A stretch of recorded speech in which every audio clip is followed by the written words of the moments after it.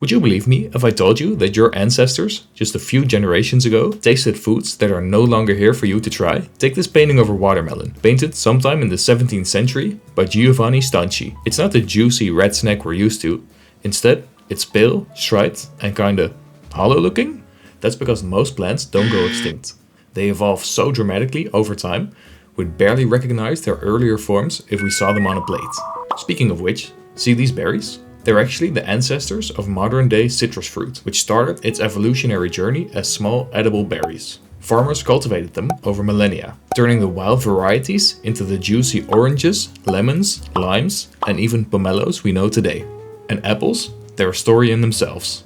Early American settlers grew countless apple varieties, each with their own unique flavor and look. But as commercial farming took over, only a few varieties survive. And that's why we're left with the familiar Granny Smith and Fuji apples, instead of the thousands of lost varieties with curious names like the Sangamon Beauty or Ewald apple. Maybe the most famous lost apple is one described by founding father and also avid gardener Thomas Jefferson. Jefferson would experiment with cultivating new varieties of fruits, his most famous being his Taliaferro apple, which he described as one of the juiciest apples I have ever eaten, and its higher than usual acidity made it perfect for making cider. Unfortunately, all of his 100 apple trees were lost when his estate was sold and cleared to grow more profitable items. But perhaps the most fascinating item you can never taste is Silphium, a culinary staple of ancient Rome. This herb, treasured for its flavor and medicinal uses, was so popular it became the Romans' all-purpose seasoning. The only trouble was, the plant resisted cultivation and had to be harvested in the wild. The Romans loved it so much, they harvested it into extinction.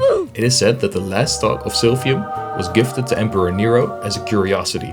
Historians believe the disappearance of Silphium to be the first ever recorded extinction of any species, plant or animal. Ancient chefs praised Silphium, comparing its flavor to fennel or garlic. But no one today really knows what it tasted like. Silphium was so prized, it even appeared on Roman coins. Silphium also had deep ties to love and sexuality, and it's even theorized that the heart symbol, the universal symbol for love, originated because of its similarity to the shape of silphium seeds. Thankfully, in late 2022, a possible botanical survivor has been found in Turkey, so we might get to try this ancient food after all. Now, here's a fruit you might recognize: the Gros Michel banana, or Big Mike. In the early 20th century, this banana was everywhere. It was sweeter and creamier than today's bananas. But then, disaster struck: Panama disease, a fungus that ravaged Gros Michel crops worldwide.